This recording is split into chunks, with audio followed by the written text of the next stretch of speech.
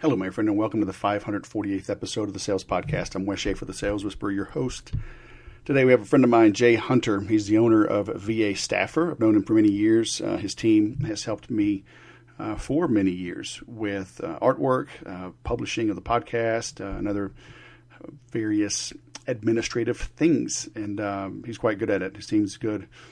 And he's built up a big, thriving team overseas. Jeff is an entrepreneur. He's a go-getter, and he is in the crypto gaming space now. I've been following what he's doing.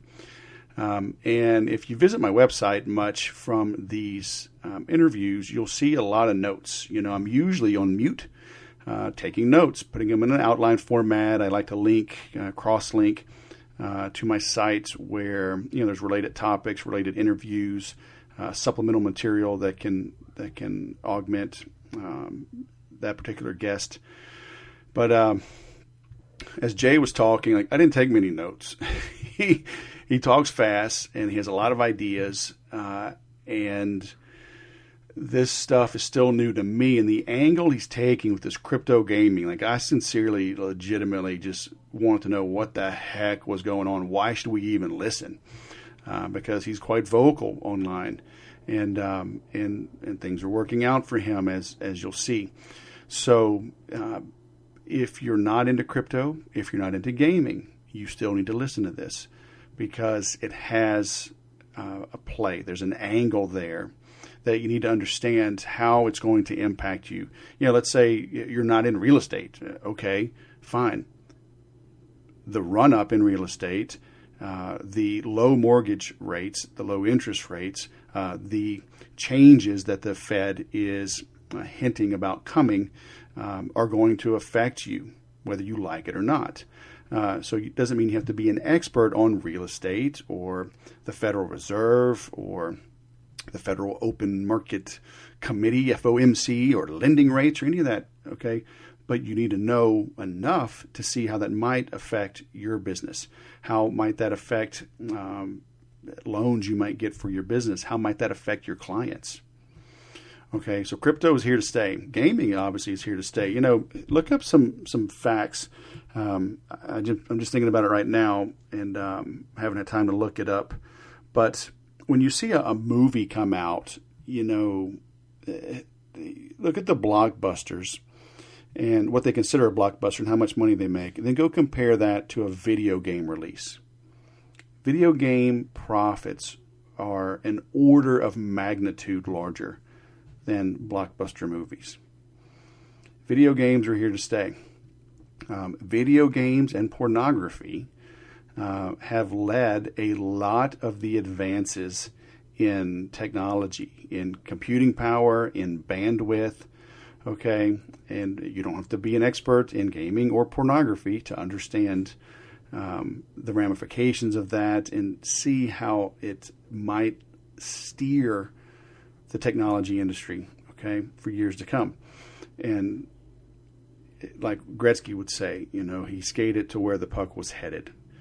So as you think of this, you hear Jay talking about these things, just become attuned, become aware, open your ears and start noticing what's going on around you and see if there's an angle that you can leverage for your business or maybe as a side investment. So that's what you're going to get out of this. Okay. Plus he's got his staffing company. So if you need help with that, let us know as well. As always, you can join my Monday morning sales call, sellmoreofeverything.com. If you want the on-demand content, that is makeeverysale.com. And if you want me, if you want to pick my brain and have access to me as you go through your own sales and marketing automation and sequences and building out your content, just hit me up at thesaleswhisper.com. All right. Now, let's bring on Jay Hunter. Jay Hunter, CryptoGamingTeam.com. Welcome back to the Sales Podcast, man. How the heck are you?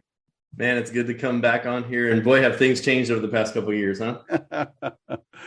Yep, I had you on. Oh, I got to pull that up here. But we were talking about you still have your VA team, right? Yep. VA staffer. Yep. But like a true entrepreneur, you got your fingers in a few pies, don't you? That's the beautiful thing about owning a staffing agency is that any crazy idea I have, I instantly have a team for it. Well, that could be good or bad, huh? Yeah, it's definitely good and bad. There's definitely been ventures that I've gone into that were not exactly the most profitable, but I was able to build a team fast enough and get in trouble. So before we hit record, you started telling me your story, and I said, save it.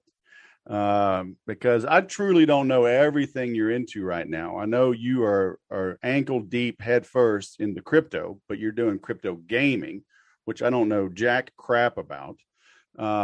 So I want to dive into that. But you had mentioned you knew the exact day you made the pivot. And you said it was what, October 21st? It was October 21st. Yeah. So October 21st, 2021. Why that day? So October 21st, I was at a mastermind. It's actually not a mastermind. It's a club. It's an investors club called the Insider Investors Club. It's ran by one of my friends who Arnie Giske, and his two business partners, Tony and Jeff Dusham. And what's really interesting about it is I went there because, like everyone, I go to these clubs and things. I'm looking for opportunities. I'm looking at getting myself out there, building relationships. And I met someone, Josh. And Josh is actually messaging me on my other screen here. But just turn that off and shut it down. You tell him you're on with those sales whispers, baby. Yes. His name, and Josh was telling me at that time in October that he had like 300 people playing video games for him in the Philippines, making him money, and was able to basically change their life by providing a better job for them than what they could make in their home country, just playing video games that they like to do for 2 or 3 hours a day. And I was mind boggled because that's one of the things that I'm in, anyone who knows me knows, like, one of the biggest driving missions behind VA Staffer, the virtual staffing agency that's based in the Philippines, is that not only do I get to supply amazing jobs and help my American clients, Western clients, we have clients all over the place, but I know the amount of money that people are making in the Philippines, and I'm paying 2 to 3 times more than the average person. So it's like life-changing amounts of money. And it's still super affordable for my clients. Like, VA Staffer price point is $1,500 a month for a full-time executive assistant, which is like, you can't do anything in America. You can't hire anyone for $1,500 a month. You can't hire a guy to sweep your floors for $1,500 a month, right? Mm-hmm. So I'm hiring like college educated people to come in and do the stuff for, a fraction of the cost. And it's life-changing over there. So, like, I feel like with my mission, it's really doing a lot of good internationally and here at home, where people are having labor shortages. You can't even hire somebody right now. You can't even hire somebody to wipe your floors right now. Yeah, I know. So explain this though. I mean, I don't get it. How do you pay people to play games? What's the profit model on that? So there are some barriers to entry into these crypto games. And that's where we as Westerners can come in. So, for example, there's a game called Pegaxy, Pegaxy, and it's basically a virtual racing horse game. So you buy a horse, it's a racing horse, and it's like kind of almost a gambling style game where you race your horse against other people, and you have to click the button to watch it race. And the horse literally races itself. It's not anything you have to do except click a button. And you race against other people's horses. And if you place in the top 3, then you earn some revenue. You earn up to, I think, 120, what they call vigorous tokens. And those vigorous tokens are tokens that you can actually trade for real currency. So let me take a step back. Why I'm so interested in this opportunity. Why don't you take 17 steps back? Okay. Explain it like I'm 5, man. Let's go all the way back to when I was 5. Okay. So when I was 5, my dad bought one of those Nintendo Entertainment Systems, as you remember, right? Uh-huh. The NES. Yeah. I don't know exactly how old I was, but let's just say 5 for the story. And How many times have I gone through Super Mario Brothers and jumped on that exclamation mark and got a coin, right? Hundreds of thousands of times because I was a kid and I had nothing else to do. And Nintendo was the babysitter for me, right? Yeah. My parents, and by the way, that's another discussion, but gaming is the babysitter today. Yeah. Right? For many kids. I'm sure your kids play games too. Yeah. This guy's got the Von Trapp family over there. You have 7 kids, right, Wes? Yep. So now imagine that you're playing these games and you can actually take those coins out of the game and trade them for other valuable things. Okay? This is where cryptocurrency is. And by the way, not to float my own boat here, but you know Alan Taylor from Entrepreneur.com. He's the host of Entrepreneur Weekly. I was just this week featured, well, if you're listening to this podcast, let's just say last month, in Entrepreneur Weekly's podcast show, the first ever podcast in Entrepreneur's entire existence that the topic was crypto. I'm the very first crypto episode. Nice. So it's starting to get mainstream, is my point. It's starting to get mainstream because people, you can't ignore it. You can't miss it. Crypto is mainstream for sure, but there are still so many unknowns, so many misconceptions. I mean, Canadians are learning, and I think the world is learning at Canadians' expense. Yeah. It's not as anonymous as people were proclaiming. They're tracking wallets and owners and freezing assets. So that's a great discussion right there, Wes. But it's still early. So let's talk about that, because this is the elephant in the room. What has happened to the trucker protests in Canada? If you guys were living under a rock, it's been the biggest topic in the news forever. You're seeing what's happening right now is actually the case for crypto, Wes. It's the case for crypto because, and by the way, I shouldn't say crypto. I should say decentralization. Yes. Decentralization. It's the case for decentralization because crypto is just a tool. It's just a horse, right? We were just talking before the show about betting on the jockey, right? Which I know is one of any salesperson's things. You bet on the jockey, not on the horse. And crypto is the horse. It's the tool. It's the tool of trading things peer to peer.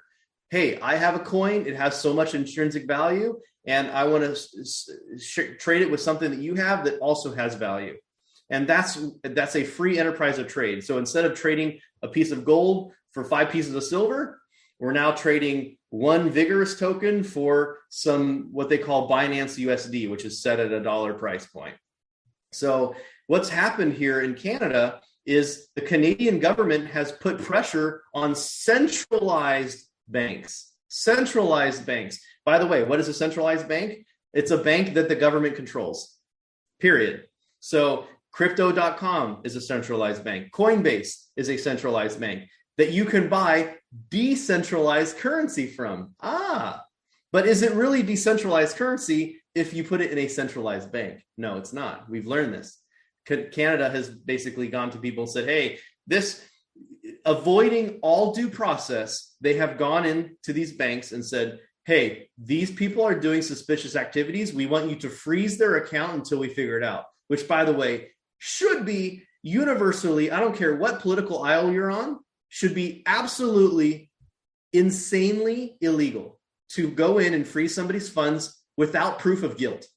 Without proof of guilt, right? Mm-hmm. And see, this is the thing. We, over time, have given little tiny smidge bits of our freedom away. Oh, we suspect that they're a drug cartel. Oh, well, then we want to give the government power to freeze drug cartel money. Oh, this person's a scammer or whatever. We should do that. But what always happens is, and by the way, there's a meme going around right now because I don't know if you heard, but remember those robotic dogs? You ever see those robotic dogs that jump around? Yep. There was just a new order just this week about the government buying a bunch of those robot dogs to patrol the southern border, right? And that's how it's always going to work. Oh, we're just using the dogs to patrol the southern border. And then next thing you know, you got a dog walking around your damn neighborhood spying on everyone, right? Yeah. And the crazy part is that we used to be the conspiracy theorists. Like, there are people listening to the show right now saying, dude, this Jeff guy, he is straight up crazy. And then guess what? A year or two from now, we're going to have dogs patrolling our streets, robotic dogs. Well, yeah, they say the difference between a conspiracy theorist and a reporter is about 6 months. Well, I can tell you this. I have been saying for many years about how if you do not have your finances in a place of decentralization. So I've been a crypto guy for a long time, but I went all in when I met that guy, Josh, and Arnie Giske, who you and I both know.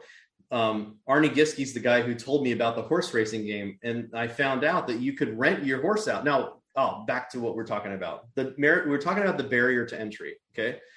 So the barrier to entry these games are hundreds, if not thousands of dollars to come into and buy a NFT, a non-fungible token. So to break this down for people, a non-fungible token is a unique token that has a digital asset attached to it. It's basically saying that if you own this token, you also own the horse, the digital horse that is attached to the token.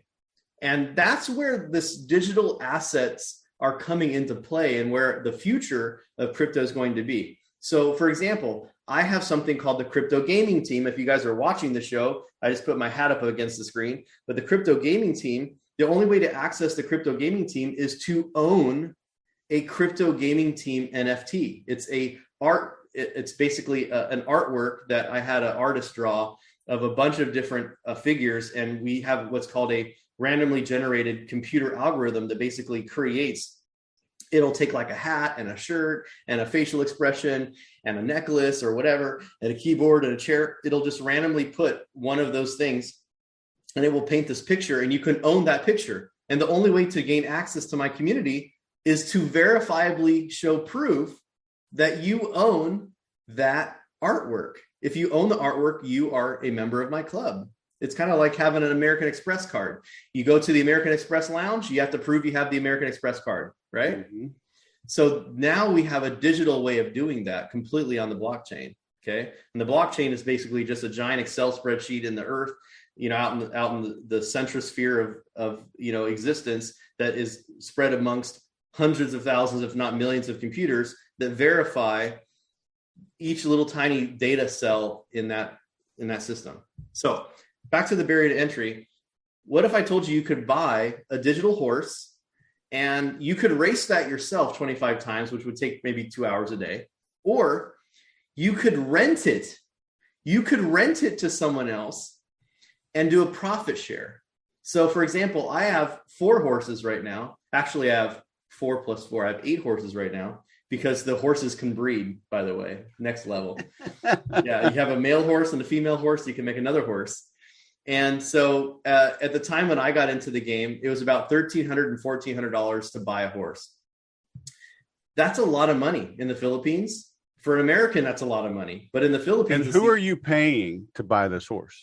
So here's the beautiful part. I'm paying the horse breeders, the people that breed the horses. So now I have horses that I could sell on the marketplace in their game. Okay. You know what? I know that a lot of you guys are listening in. I highly encourage you guys to go to thesalespodcast.com so you could see the video, because I know Wes posts these videos. But I'm going to share my screen here and I'm going to show you what I'm talking about. Is that cool? Sure. All right. So I'm going to show you these horses. You see that horse? See those horses? Yeah. So when the game first came out, you bought the horses directly from Pegaxy. This is the website, Pegaxy, right? So when you first buy the horse, but now you cannot buy these horses from the developer anymore because now the people are breeding them. So you can race, breed, and rent. So that's what I'm doing. I'm breeding these horses and then I'm renting them out to my team in the Philippines, which is called the crypto gaming team. I also have people in America that I teach how to do this so they can have basically recurring revenue. Basically, these are all cash flowing assets. These horses, and by the way, by the time you're listening to this game might go away. I don't know. Right now, it's still in existence. I've had games that have died in less than 30 days. Mm-hmm. I have games, but here's the thing. These games they're definitely a risk. And as everything in life, never invest more than you can afford to lose, right?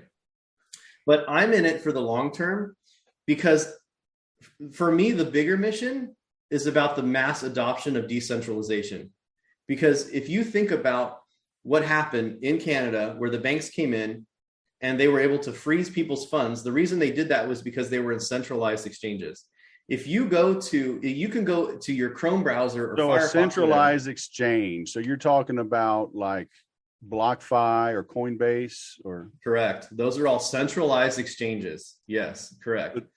So when you buy money from there, even though it's a decentralized currency, by having your money sit in a Coinbase account, it's a centralized exchange, which means the bank can control it. Okay, the bank can come in and freeze your assets. Compared to if you create a MetaMask account, which is free, requires no ID, requires no verification at all. You can create one anonymously at any time, and you can transfer your funds from Coinbase to that wallet. Okay. Once it's there, no one can touch it. And by the way, check this out. This is what's called a hardware wallet. For those of you watching the stream, I'll also describe it, but it's a little USB stick right here. Mm-hmm. This USB stick plugs into my computer, and anytime that funds are going to be transferred from my decentralized wallet, which is basically your own personal bank account, okay? It's like basically your own personal vault where you can put money. And the only way to transfer out money from this wallet is to have this USB device plugged into your computer. You have to know a password here, a password on the computer, and then you have to verify the thing. So like there's 3 different levels of security here. So this right here, this one vault right here, it's kind of like all the other things that I own. I'll never tell you what I've got on here because I never want to be tracked. Yeah. But at the end of the day, if the government ever comes and says, hey, we're here to confiscate your money, I'm just going to say, you know what? I lost it in a very unfortunate boating accident. Mm-hmm. Right? Just like all my weapons, they'll never find. Mm-hmm. So here's the thing. The case for decentralization and crypto right now is absolutely enormous because we're losing our freedoms. And I know this is turning into more of a political discussion, but it's about the freedom of transactions. We always talk about freedom of speech. We always talk about the freedom to assemble. We always talk about the freedom to gather for religious beliefs, right? But what we're not talking about is the freedom to transact. Yeah. Blockchain, cryptocurrencies, they instill a freedom that the governments have slowly been taking away for many years. You are seeing right now the banks doing negative interest rates. They're paying you money, right? They're paying you money for your money. The interest rates are absolutely low. You can borrow money. And what's the purpose of this? The purpose of this is because they want to control your money.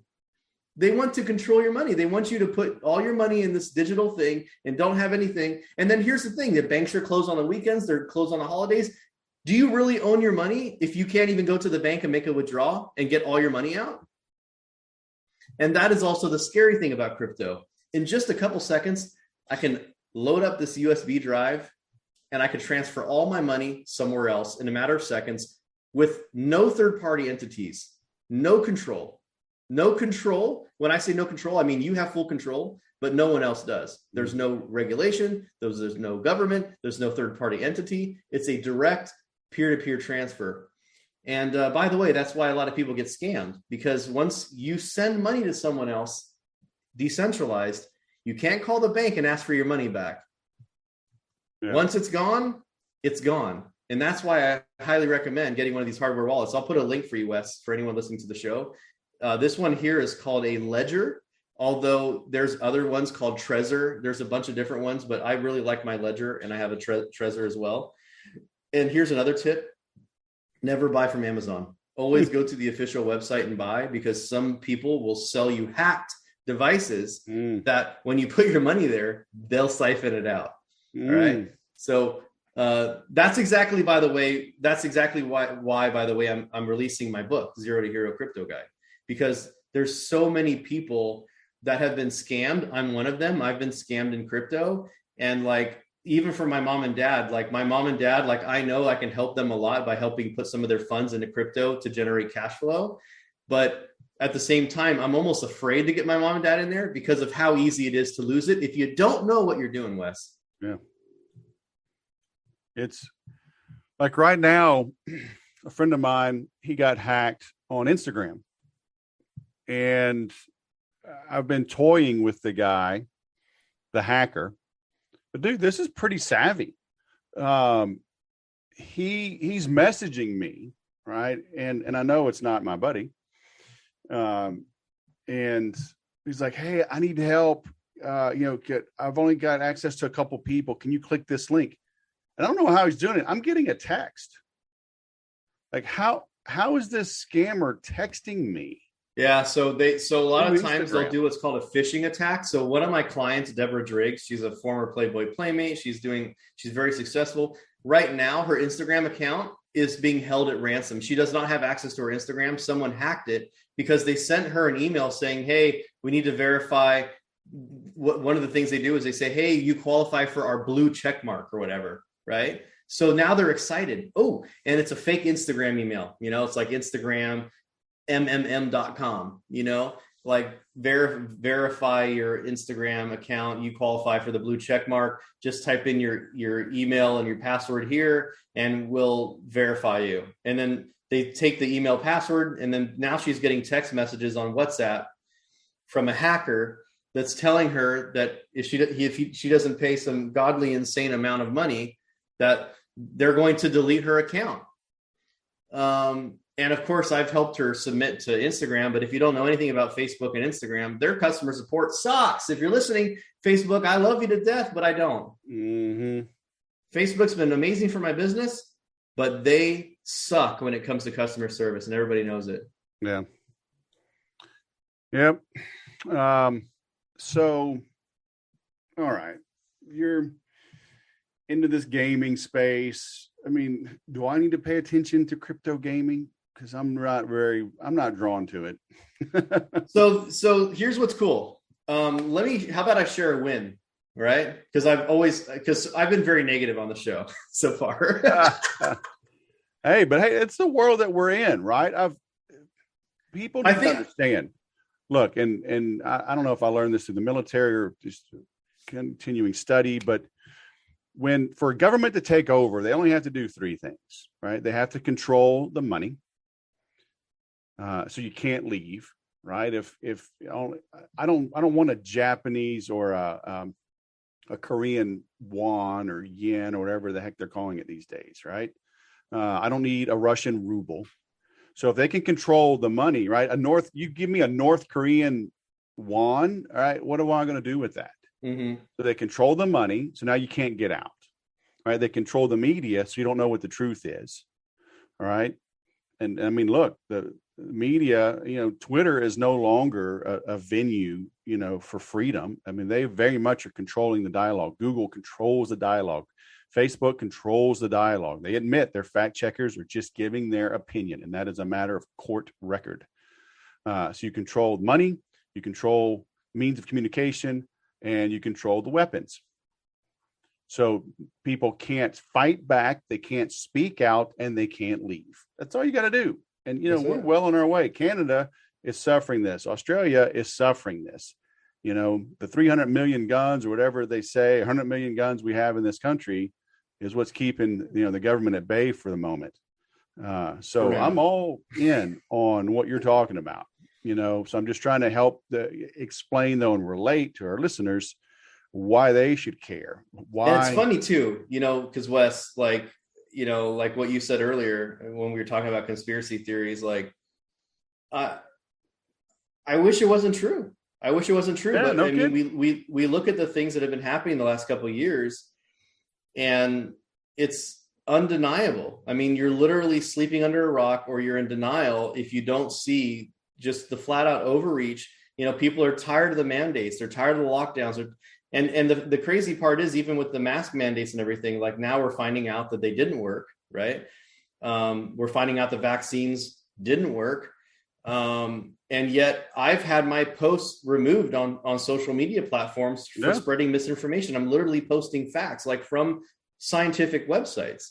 You know, it's just that they're, you know, what they call misinformation is facts they don't agree with. Yeah, right? Exactly. Well, I know. So anyway, sorry if I turned some of your viewers off right there, but I can tell you right now, I think we just all need to be aware. And I think that, you know, what I'd also like to return to, Wes, the idea of having disagreements with people and being civil. How come we just can't, I disagree with you on something or whatever? Okay, I respect your opinion. But no, now it's like on both sides, it's like absolute attack. It's a friggin', you know, like they're unfriending and blocking people that they've known for years because of their political views, you know? Yeah, I know. So here's the thing. I want everyone to just realize before you start throwing money into Pegaxy and crypto horses and whatever else is, that the number one thing that I'll tell you, it goes back to what we said, betting on the jockey. You have to find people that you trust. And this is like this universal industries, right, Wes? I mean, you really want to be around people that you trust. And that's why I started the crypto gaming team, is because I'm learning a lot of this stuff out myself. And I'm also taking a lot of financial risk myself to try things out, to test things out. I wrote a 112-page book on it. I'm going to share. Can I share my book? You betcha. All right. So for those of you who are just watching on the video, I'll describe what I can for those of you listening. But I've got the Zero to Hero Crypto Guide up.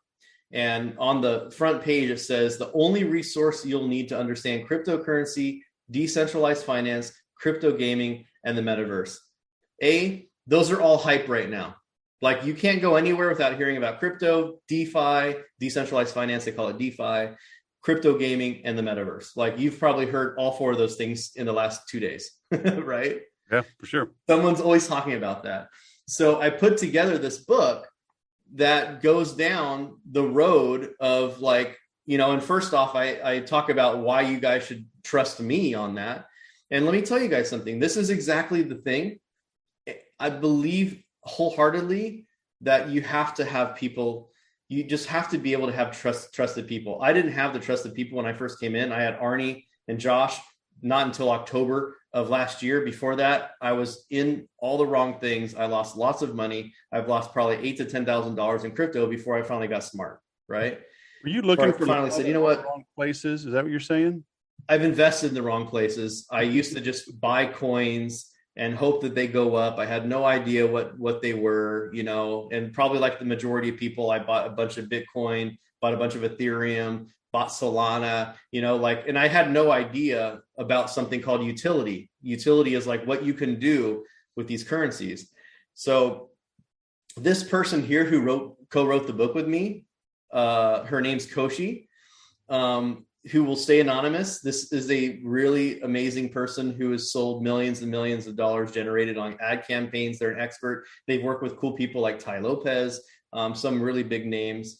I probably gave too much information for someone who's trying to stay anonymous. So they're going to start Googling Ty Lopez copywriters. But this is what the book has. Everything that you need to know about crypto, current cryptocurrency. What is the blockchain? What is Bitcoin? What is Ethereum? What are tokens and NFTs and crypto gaming, decentralized finance, metaverse? Because I think that one of the biggest problems, Wes, the learning curve to crypto is really, really tough. It's really tough. I've been pretty much, like you said, ankles deep since October of last year. And even I feel like a complete noob compared to other people in my space. Like I hire a guy who I featured in my book. His name's Liam. And he's the guy who helps me, you know, where I should put my money, where I should invest my stuff. And I just basically follow whatever he's doing. And what people don't know is you can actually use your cryptocurrencies to generate revenue, and you can even use crypto as collateral to borrow assets at interest rates that you would never even hear of. Some of them as low as 0%, some 0.5, 1%. I just recently did a loan last month. I put $10,000 worth of a network called Avalanche. I put $10,000 worth of that up as collateral. and I borrowed $3,000 from that. And guess what I did with it? Because it's a bear market right now, and I think everything's going to go back up. I literally just bought more of those tokens so that it all goes up together, and then I'm using the winnings to buy back down the interest rate. But guess how much I borrowed that $3,000 for? $0? $30. Okay. 1%. So, and because there's something called a smart contract. Oh, you know what? That's something I need to put on there. Have you heard that word a lot, right? Smart contract? Sure. So if I could explain the smart contract, is basically like it eliminates the idea. It eliminates shady people. That's what a smart contract is. Imagine that you and I wrote a contract together. Said, Wes, so let's just say you wanted to borrow money from me, right, Wes? And let's use a real life example. Let's say you have a wedding ring that's worth $5,000. But let's just, for sake of this discussion of what I did last month, the wedding ring's worth $10,000. I get the wedding ring appraised. It says, yeah, this wedding ring is worth $10,000 or more. I said, cool. You say, Jeff, I'd like to use my wedding ring as collateral to borrow $3,000. Okay.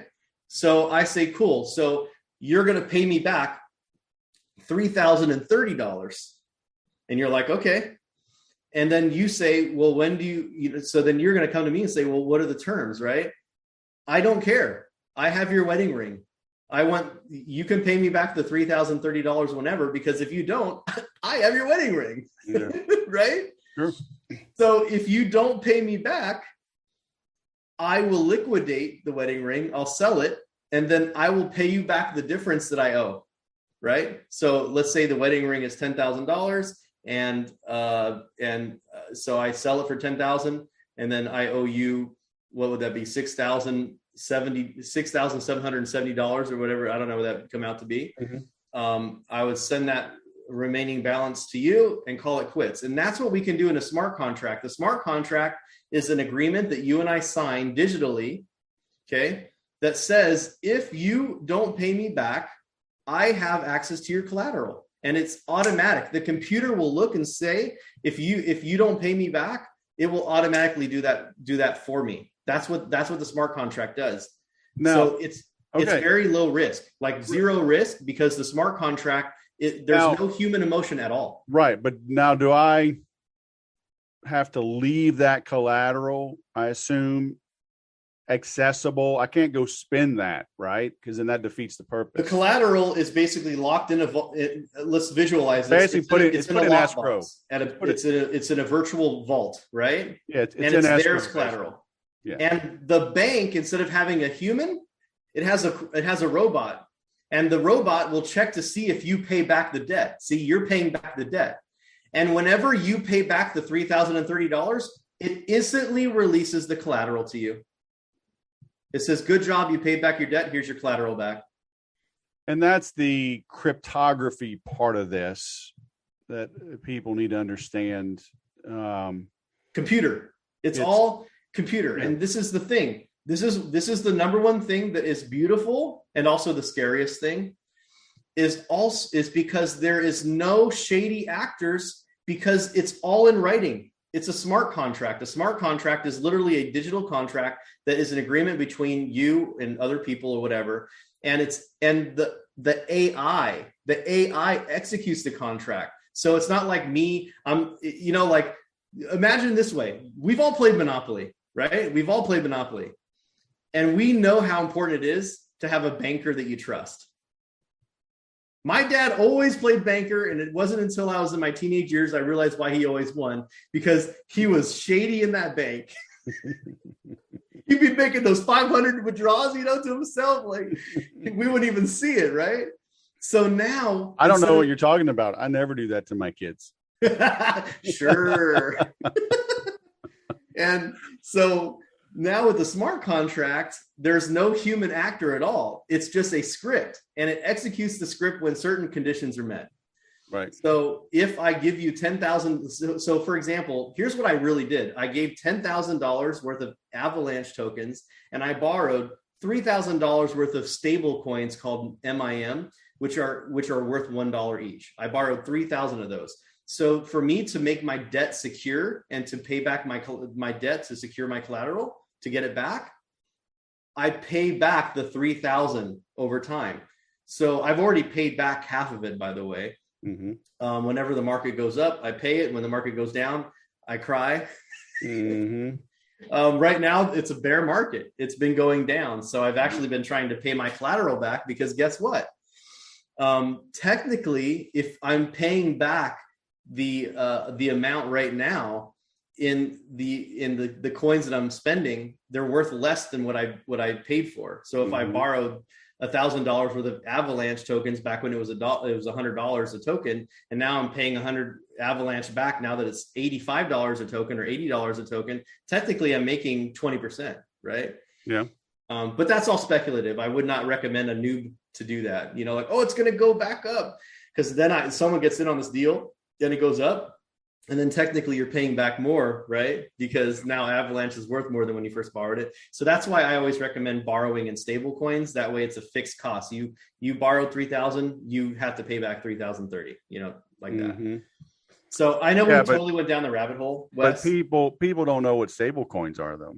So stable coins are literally tokens that are fixed to a certain amount of dollars. Usually it's $1, because the US dollar is still, sadly today, the most trusted currency.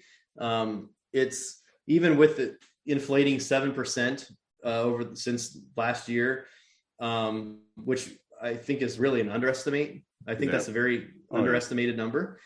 It's still doing better than most of the world's currency, right? Well, because other currencies are pegged to ours. I mean, the Chinese currency has been pegged to the US dollar for, I don't know, decades. Well, I think you said the magic word. That's what a stable coin is. It's to let it float. Yeah. It is pegged to the value of the US dollar. So it's pegged. So for example, there's a service out there called Anchor, and Anchor, you can actually deposit stable coins in there, and they'll pay you interest upwards of like 10 to 20%. I think it's like 19% last time I checked. Yeah. When have you ever made more than 1% putting your money in a savings account in an American bank? Yeah. It's like less than 1% now, right? Yeah, I've made at least 8.5% on my money the last year and a half, at least. In what account?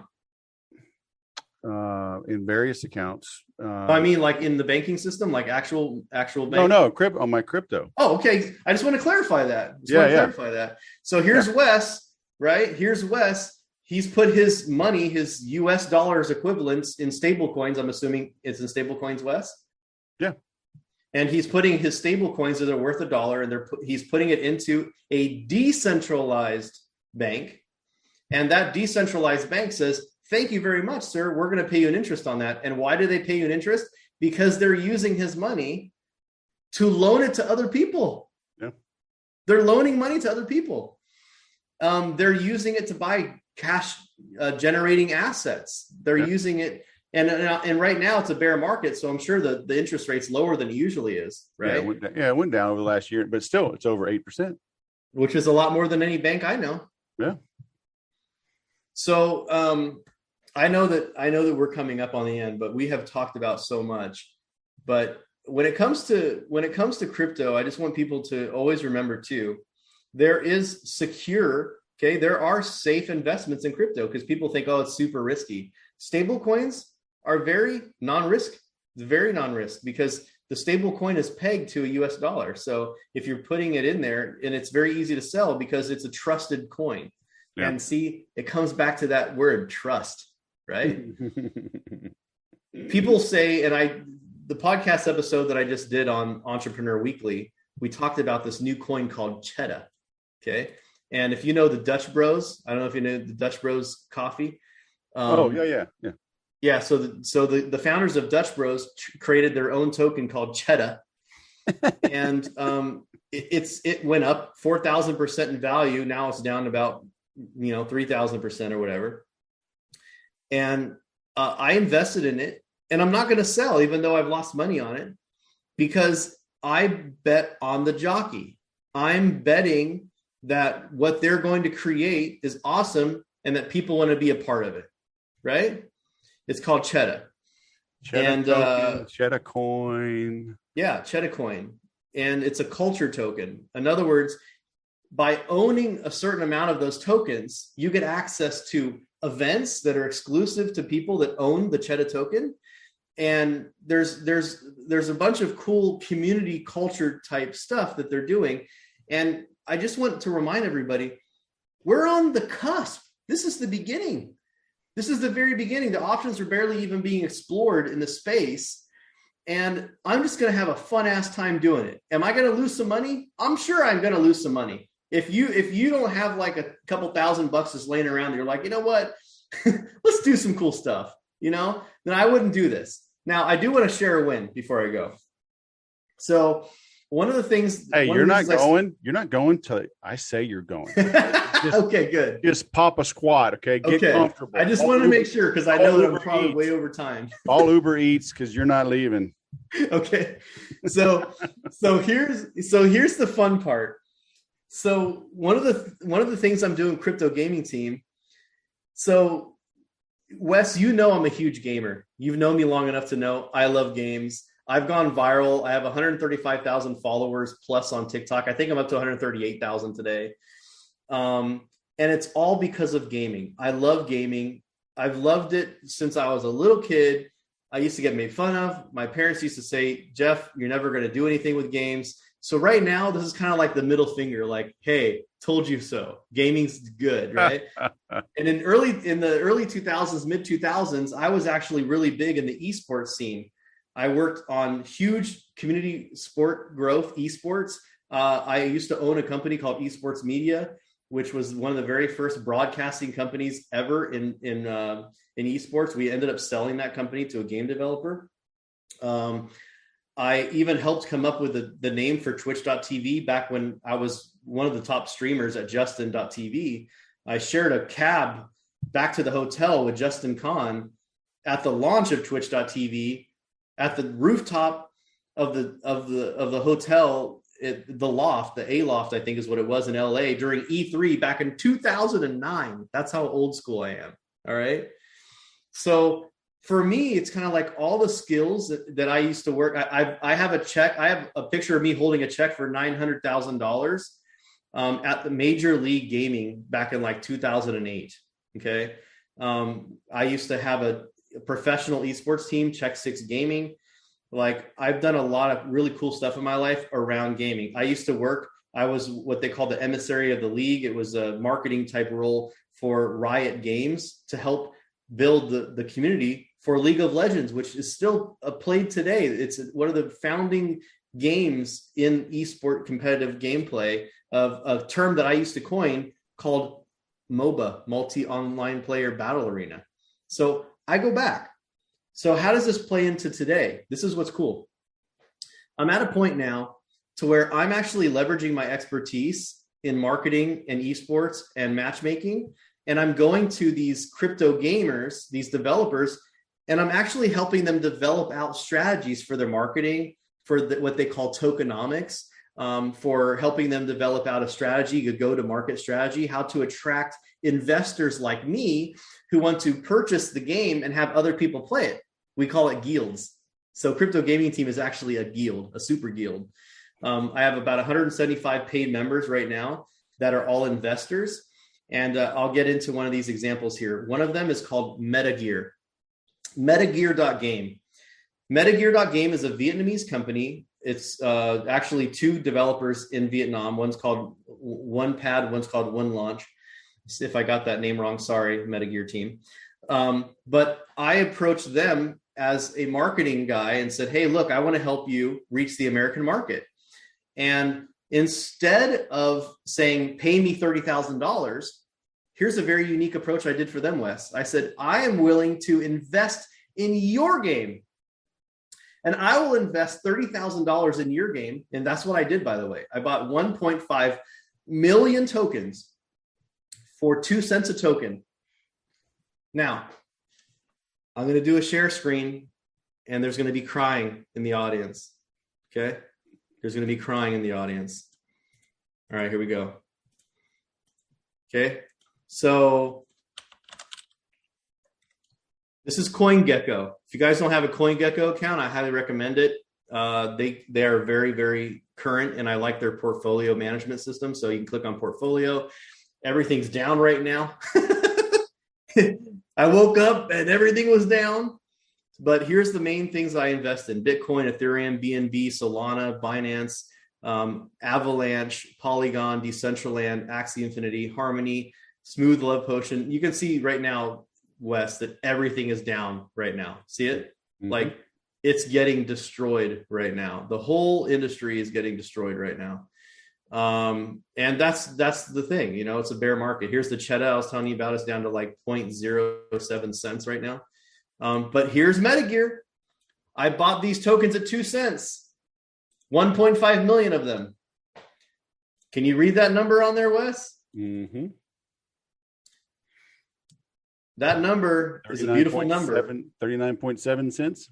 39 cents. And that's down 20%. Mm-hmm. It's still at basically 40 cents right now, mm-hmm. from 2 cents. So let's see what 1.5 million of these tokens is worth today, huh? Let's do the math. 600. One of the reasons I like CoinGecko is because you can click on one of the coins. 595,000. Yeah. So 150,000. 597,000 from $30,000. Mm-hmm. And the cool part is I got my crypto gaming team involved in this. So I only kept 200,000 of those tokens for myself. 1.3 million of those tokens, I actually sold those at price. 2.5 cents is what it actually turns out to be, 2.5 cents per token, mm-hmm. to all the people in my crypto gaming team. So everybody wins with me. You see what I'm saying? Mm-hmm. And that's why I started the crypto gaming team, because I wanted people to have something that we could do together. We can have fun. I have a phrase with 3 simple words: play games together, have fun together, and fill our wallets together. And that's really the motto, you know? Mm-hmm. So we're kind of like crypto investors / gamers / a community. So what we do is we do like research on games that are coming out. We do some analysis, like risk analysis. We do, and then I personally work with game developers. I'm in talks right now with 5 game developers that are releasing their games that I'm doing the same type of deal with that I did for Metagear, where we're coming in and we're basically saying, hey, I want to help you. I want to help promote your game, market your game, make it successful, do an analysis of your tokenomics, see if it makes sense. And instead of them paying me, I just want to get involved and I want to invest in them. So everybody wins in this because my success is tied to their success. So people looking in at this, I mean, was it luck, you picking that one? Is it your experience? You know, because you mentioned you've invested in others and lost. So how, it's nice to see, 30 grand turn into 600 grand, but it could have turned into 0. So the one reoccurring thing that I found over and over, Wes, is that the people that get in early, even on a failed game, they still win. So I'm going to give you an example. One of the games that I got involved in, and I wasn't really an advisor consultant, but I was kind of I guess you could say influencer, or at least marketing consultant, was a game called Crazy Miner. And this is the game that I told you imploded in 27 days. Mm-hmm. And it had such an amazing start. I was able to get in and purchase 43,000 tokens at 4 cents a token. Mm-hmm. When the game launched, in the very first day, it went up to 12 cents, from 4 cents to 12 cents. And I was like, wow, this is incredible. And it stayed like that for maybe 4 days. And then it went to 26 cents. And then it went to 30 cents. And then it went to 32 cents. And then guess what? It started going back down. Mm-hmm. 30 cents, 28 cents, 26 cents. And I said, okay, it's going down. And I sold a lot of my tokens for, let's see, I think I sold like 15,000 tokens. Let me do the math. 15,000 times 0.26, $3,900-ish. So I sold them for $3,900. And by the way, I only invested $5,000. I bought those 43,000 tokens for $5,000, $5,050 or something like that. So I sold only 15,000 of my tokens and almost made all my money back. Okay. Now here's the thing. I invested in the game. So I got my blur. I invested in the game as well. So I bought stuff with those tokens, the other tokens that were cash generating revenue. Well, over the next week, it went from 26 cents. Talk about some FOMO. It went from 26 cents to $1.76. I would have been making love money. But the cool part is that it was so there's something called a vesting schedule. So they didn't give me all the tokens all at once, just like Metagear. I'm still heavily invested in Metagear because I'm getting paid those 1.5 million tokens over 18 months. Okay. So I'm in it for the long term. By the way, I've already made all my money back on Metagear, all of it, on the first 8% of the tokens that they gave me. Okay. It's 8%. And then they 92% over 18 months. So here's the deal. Isn't this close to almost day trading? I mean, you got to have an aptitude for this. You got to be able to watch it. It's a little bit easier than day trading, because day trading, you really have to be like on the market all the time. The thing that I like about getting in early and doing the investment rounds is that you're getting a under market price when you buy. You're getting an under market price. It's basically like an IPO, right? Basically, it's like an IPO, and they call it an IDO. So basically, an initial developer launch. Okay, and IDO, yeah. And then when you first launch your coin, it's called an ICO, an initial coin offering. Okay, which is also called a token generation event, TGE. So you guys are learning a little bit here, but at the end of the day, 4 cents to $1.76. I didn't even get to sell at $1.76 because I didn't have any tokens. By the time the second token release came out for me, I got another 15,000 tokens released. I had the token was at 55 cents or 56 cents. No, 71 cents. So I sold another 15,000 tokens or something at 71 cents. So let me see what that was. 15,000. Now on an IPO, right? You have to be like an accredited investor, or you have to be banking with the lender or the commercial bank. Not in tokens. Takes it public, right? So, but tokens, you just got to be there, huh? That's right. You got to have money and you got to be there. So, and here's the thing: the most important part, Wes, is the same thing as in the stock market and everything else. You have to know people. You have to have relationships. So what I'm doing right now is I'm going all in on my personal brand to build those relationships with game developers, to show them that I'm not only, of course, we're all in it for money, but at the end of the day, I want this to be successful. I want the crypto gaming world, the whole scene. I believe that crypto gaming is going to be like TikTok for crypto. And the reason I'm explaining it that way is, remember TikTok 2 years ago? Who was using TikTok, Wes? 12 to 17-year-olds dancing. Yes? Yep. And then it became popular, and then they started teaching their parents. And now the parents are on TikTok. That's how I got on TikTok. I got on TikTok because of my 9-year-old niece, who's now 11. She wanted me to do a dance with her. I thought it was fun. We had a lot of fun. I downloaded the TikTok app just so I could follow her. And I started scrolling and I started saying, oh my gosh, this is fun. And now here, look at me a couple of years later, 135,000 followers on TikTok, over 150 million views. And I think I'm up to 3.4 million likes on my videos right now, Wes. Isn't that crazy? Right? Well, it's because you don't mind twerking with a G string. Okay. I'm not doing that. And I'm not clicking that link, man. Goodness gracious. So bottom line is, here's the key, Wes. Crypto gaming is going to feed the mass adoption of crypto. You're going to have all these kids playing crypto games, and they're going to teach their parents. That's how I believe it's really going to work. I think that that's the key to mass adoption of crypto. Isn't going to be from our generation or our father's generation. It's going to be from our kids. Your kids probably know more about crypto than you do, Wes. Yes or no? My boys do. I nudged them into this 7 years ago. Yeah. They had some curiosity about it. My brother-in-law is an investment banker, and had gotten into this. He's got a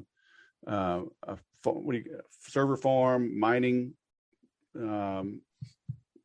whole freaking building, right? So he's mining crypto out in Texas.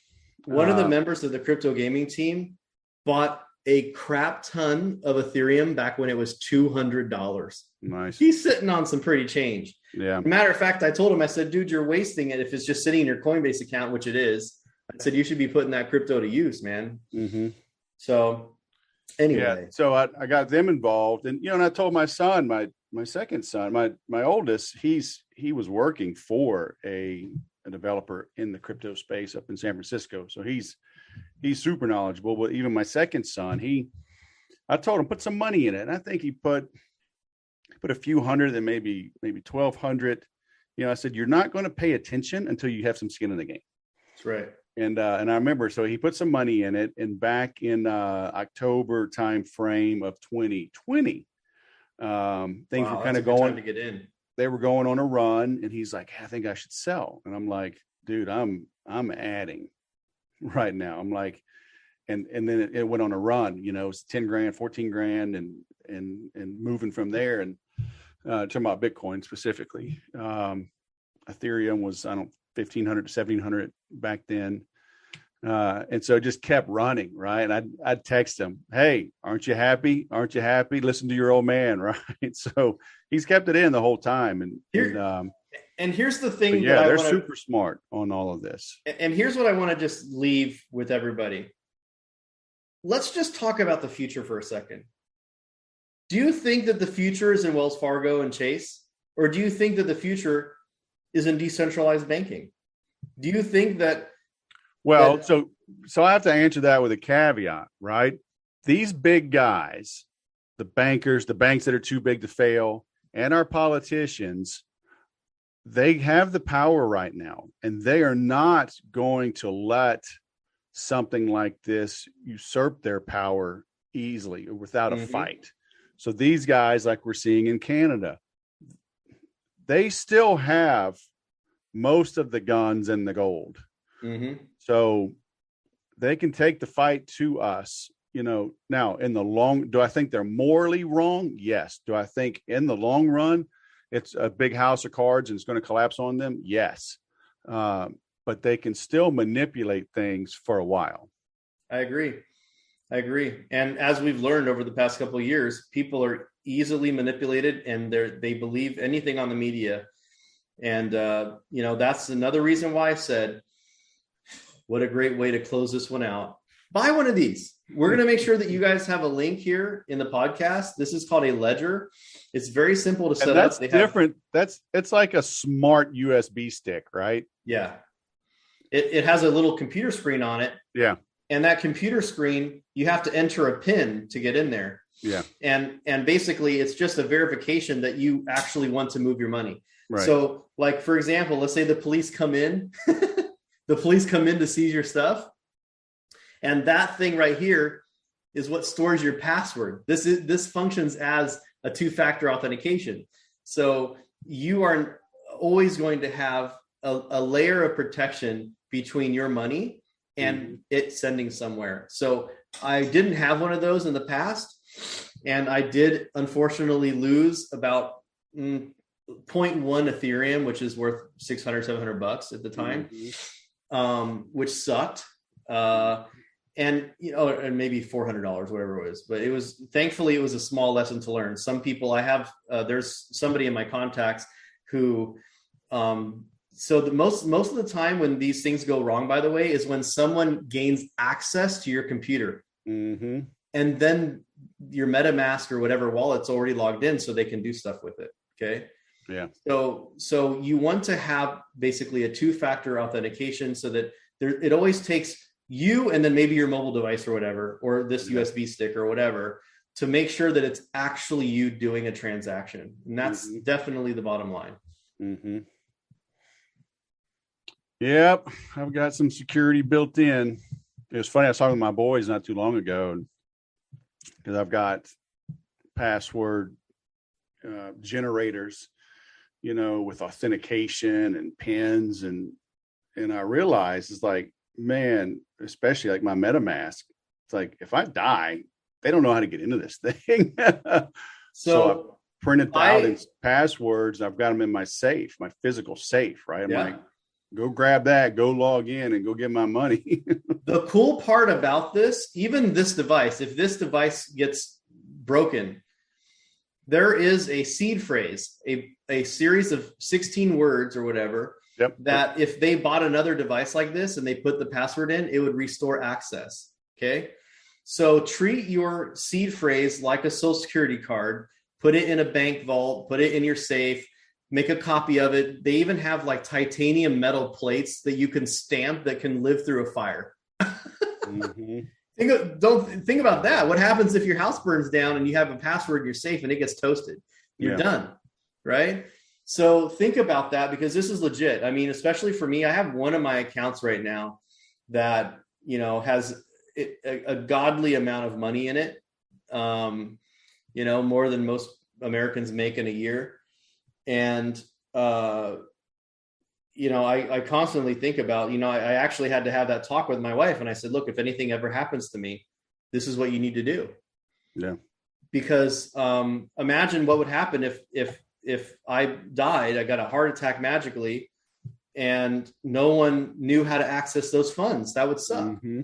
Another thing is, if you truly trust somebody, I have somebody who I trust, that guy that I was telling you about, Liam.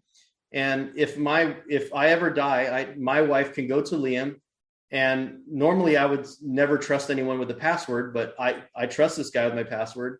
And, he's never done me wrong. Not saying that people can't do you wrong, but, having someone who knows how to access your funds and what to do with it is super important, important. Yep. And I think that, the future of decentralized finance, it's going to be really important to align with people that you actually trust. And that's where I'll end it. It's crazy times, but you got to, as long as you didn't get the vaccine, you probably won't suddenly, unexpectedly die of a heart attack. I'm just saying. Don't remind me. I got the vaccine already. Oh man. All right. Good thing somebody knows your password, but yeah, I had to go on a cruise ship. They required it. I felt like I was selling my soul, and oh man. All right. Well, cool, man. Very interesting. We will link out to your book. I'll link out to your VA staffer as well. You guys are still helping me with my podcast, so I appreciate it, my brother. Thanks for coming on the show. Absolutely. Thank you so much for having me, Wes. And I guess my last closing word is never, and I've said this 3 times already on the show, never invest more than you can afford to lose.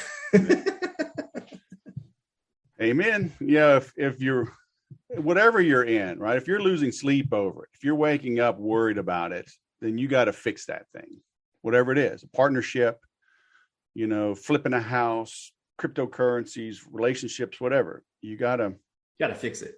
You got to fix it. So that's your conscience, your little voice, intuition, God, guardian angel telling you to get right. So it's a good point to end on, man. Hey, go sell something. All right. Much love, Wes. Bye. I told you it was going to be crazy. And would I lie to you? Check out Jay's website, Crypto Gaming Team, his book, Zero to Hero Crypto Guide, the only resource you'll need to understand cryptocurrency, decentralized finance, crypto gaming, and the metaverse.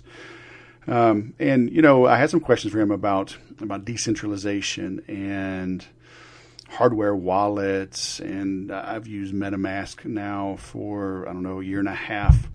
So it's comforting to know that I'm setting things up properly. But man, it is confusing. There's a lot to know about it. I do encourage you to spend some time learning about cryptocurrencies. Learn about the big ones, Bitcoin and Ethereum, maybe a couple other smaller ones. I'm not saying you should invest in them, although I have been for quite some time. You need to know about them, understand what's going on, just like you should have understood the euro when it came out, Okay, you should understand and own a little bit of gold and silver.